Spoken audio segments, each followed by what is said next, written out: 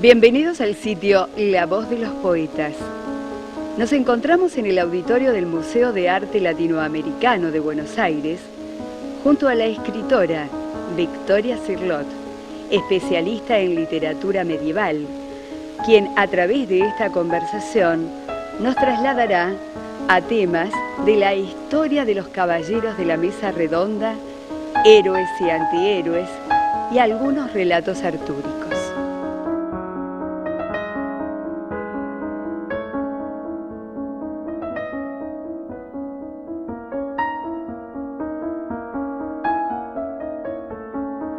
Bienvenida, Victoria Cirlot, por tu paso por Buenos Aires, por traernos tu palabra y tu vocación a la literatura medieval y a los símbolos. Pero antes que eso, como eres la hija de un gran escritor y eximio escritor, Juan Eduardo Cirlot, cuéntanos cómo era esa relación que mantenías con tu padre, que seguramente estaba imbuido en símbolos. Mi padre era un hombre extraordinario, y no solamente porque fuera un gran escritor, un gran poeta, crítico de arte y simbólogo, sino porque desde el punto de vista familiar era un hombre que transmitía de una forma muy intensa sus emociones, sus vivencias, en realidad su mundo.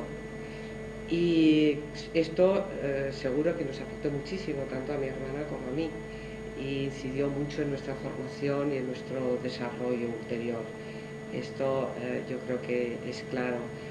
Desde el punto de vista del símbolo, la vivencia simbólica, te podría, si quieres, contar una anécdota muy curiosa, y es que recuerdo que una vez fuimos a ver una película de un director francés, Jacques Demy, que era un cuento de hadas, era Piel de asno, de Jacques Demy, y recuerdo que cuando salimos del cine, mi padre estaba absolutamente transmutado, y yo le pregunté, le dije, bueno, oye, esta película, ¿qué te ha pasado con esta película?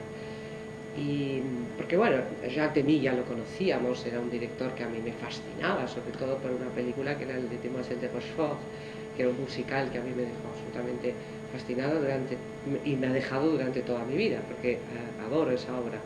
Pero bueno, Piel de asno a mí me había pasado como bastante desapercibida toda la película, y recuerdo que yo le pregunté, y entonces él, de una forma muy tajante, porque a veces era muy contundente, me dijo, los símbolos no se pueden explicar.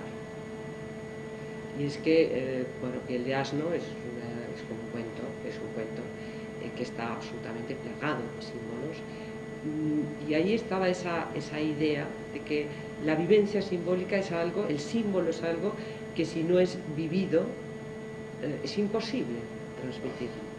Claro, tú igual me dices, ¿cómo es posible que te dijera eso un hombre que escribió el diccionario de símbolos? Claro, pero no es una explicación el diccionario de símbolos, y esta es una idea importante. Es situarte dentro de lo que es el símbolo, permitir la contemplación del símbolo. Yo creo que ese día en el cine aquel de Barcelona, que no recuerdo cuál era, creo que era en Alexandra, aquello me quedó muy grabado en mi vida, y creo que hay una serie de enseñanzas, por ejemplo como esta de mi padre, que me han marcado a lo largo de toda mi vida.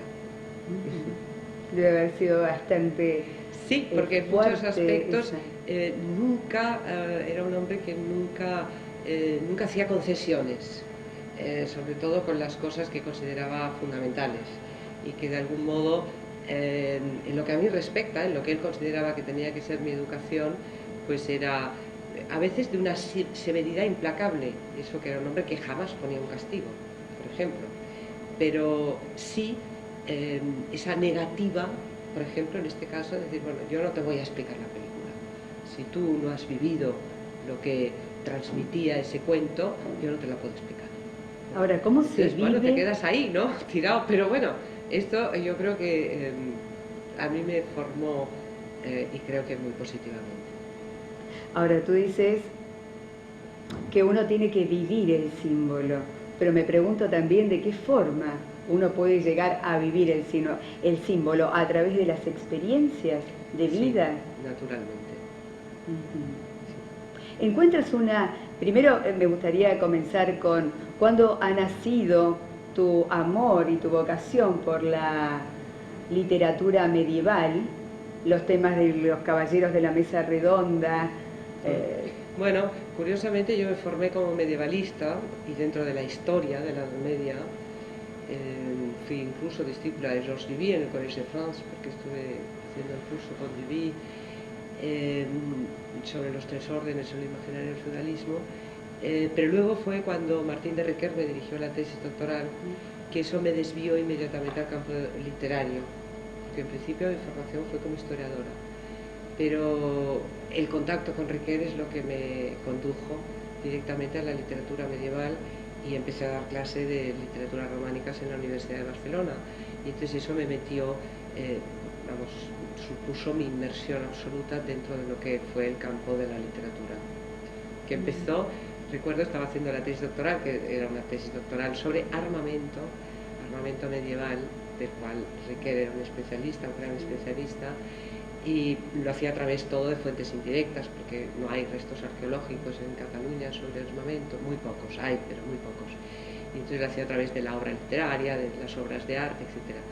Y recuerdo mi lectura de la canción de la Cruzada Albigense, que fue, yo creo que fue la primera obra en la que me metí de lleno y que me dejó una impresión realmente importante, pues que es una obra magnífica, es la cruzada contra los albigenses, es una obra impresionante.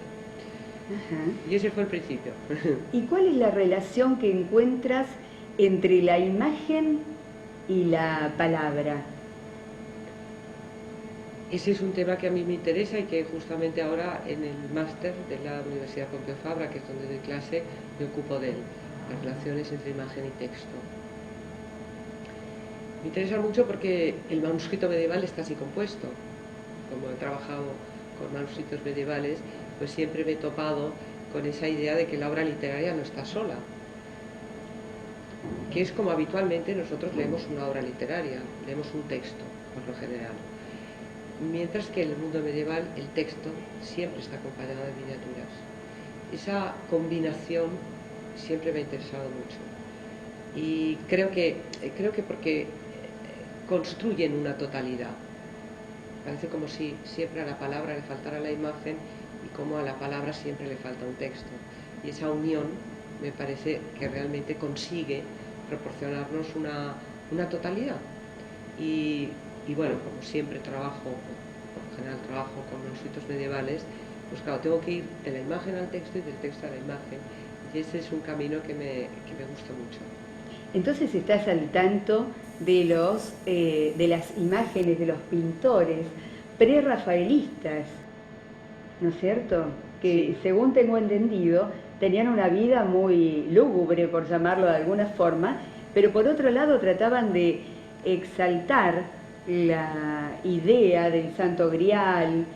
Bueno, en la Inglaterra victoriana hay una gran recepción de la literatura medieval.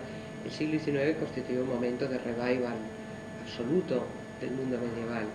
La Edad Media se olvida, los siglos XVI, XVII, XVIII, bueno, hay momentos en que por supuesto tiene lugar una recepción de la literatura y del arte medieval, pero de una forma bastante aislada, mientras que en cambio el siglo XIX es un momento muy intenso de recepción, y desde luego en Inglaterra, ¿no? Y bueno, estamos ante grandes pintores como Dante Gabriel Rossetti, Burne Jones, William Morris, grandes artistas, para los cuales la Edad Media fue una gran inspiración y volvieron otra vez a reelaborar temas como Lancelot y Ginebra, como el Grial, Tristán, y bueno, constituye una imagen muy interesante porque es la forma en que se entendió la Edad Media en un momento determinado de la historia, ¿no? Y es muy interesante. Y luego aparece, si no estoy equivocada, en el romanticismo también, ¿no? Sí, claro, todo el siglo XIX se dedica a recuperar la Edad Media como una época que atesora obras de arte que es necesario volver a ellas, como un poco también como el origen de la cultura europea, y como punto de partida, ahí donde se va a encontrar los orígenes. Hay una idea muy intensa de los orígenes, y además como la época que descubre el amor, y ese será un tema de coincidencia importante con respecto al romanticismo. La comprensión del amor cortés se va a amalgamar con la idea del amor romántico que se propone, en fin, que ahí tienen lugar encuentros importantes. En este sentido, la ópera de Richard Wagner pues será decisiva para lo que es la transmisión de la Edad Media para el siglo XX. O sea, nosotros un poco vivimos a través de los románticos y posrománticos la Edad Media, porque ellos nos la ofrecen a su manera y según la entendieron y según la comprendieron. Algunos de ellos muy bien, todo hay que decirlo, demasiado bien quizá. Es interesante todo lo que me cuentas, por demás interesante, y me lleva a preguntarte por qué en cada época uno ve resurgir, si no a través de películas, de libros, el tema del Santo Grial, un tema que sé que a vos te subyuga absolutamente. Bueno, porque es un tema inventado en la Edad Media, si es que se puede hablar de esta forma, que es una forma bastante desaprensiva de hablar. Pero en cualquier caso es cierto que fue un escritor de la Champaña, Chrétien de Troyes, el que primero formula desde un punto de vista literario, hay una expresión literaria de lo que es el mito del Grial.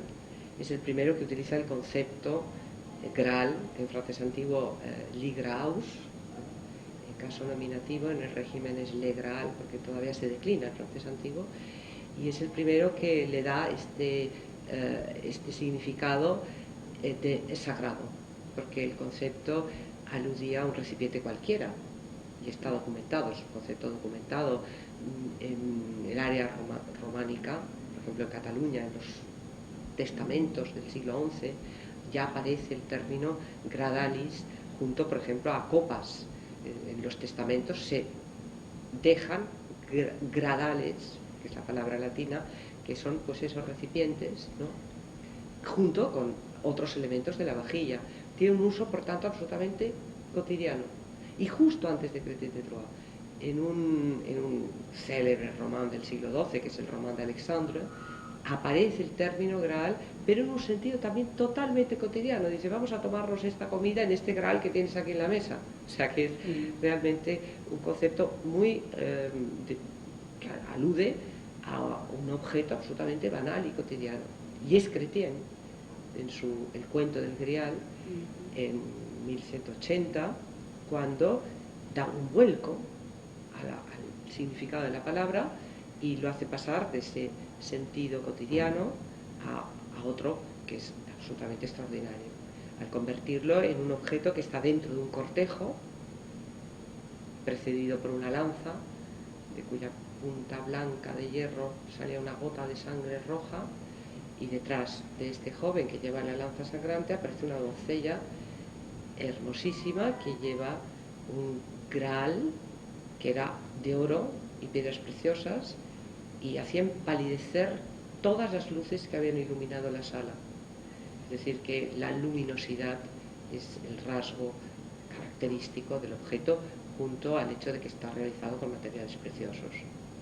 La idea de la luz como algo sagrado está muy presente en el siglo XII, dentro de la nueva estética del gótico, que la impulsa el abad de Saint-Denis, Suger. Está la idea de que Dios es luz.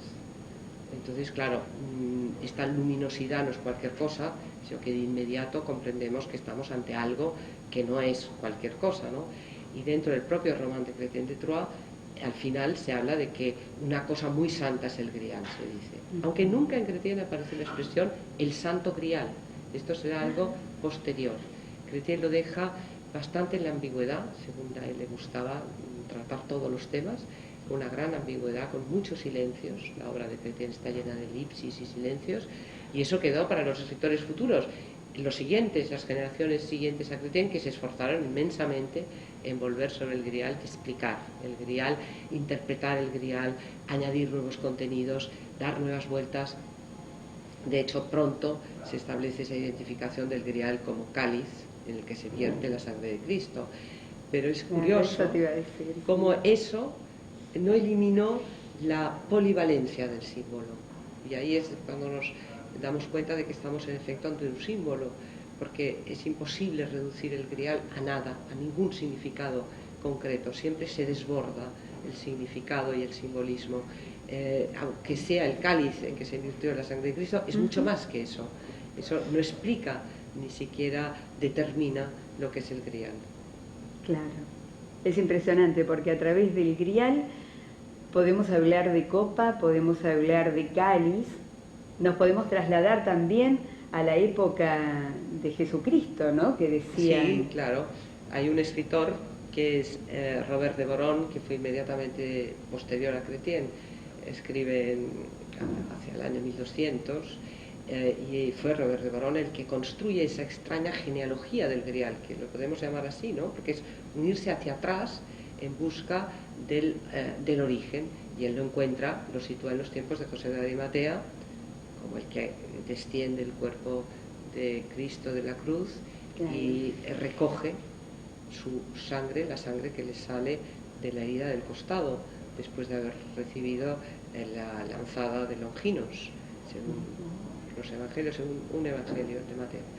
Y Robert de Boron, a base de evangelios apócrifos, el evangelio de Nicodemo, que circulaban mucho por aquella época, en el mundo medieval, reconstruye una historia que tiene su origen en los tiempos de Jesucristo. Y bueno, ahí arrancaría el mito del grial, entonces, y lo que le interesaba a Robert de Boron era enlazar esos tiempos tan antiguos, los tiempos de José de Arimatea, con el mundo artúrico. Y hay un proyecto que él no, al menos no se nos ha conservado, pero que consistía en plantear, en primer lugar, José de Arimatea, después, que es el primer román que tenemos de Robert, que ese sí lo tenemos, en segundo lugar, un Merlín, que sería un poco el tránsito, Merlín como el tránsito entre el mundo antiguo, entre Oriente y Occidente, y finalmente un Perceval. Del Merlín solo tenemos 500 versos. El mago Merlín. El mago, el famoso mago Merlín. El famoso mago Merlín, sí, sí.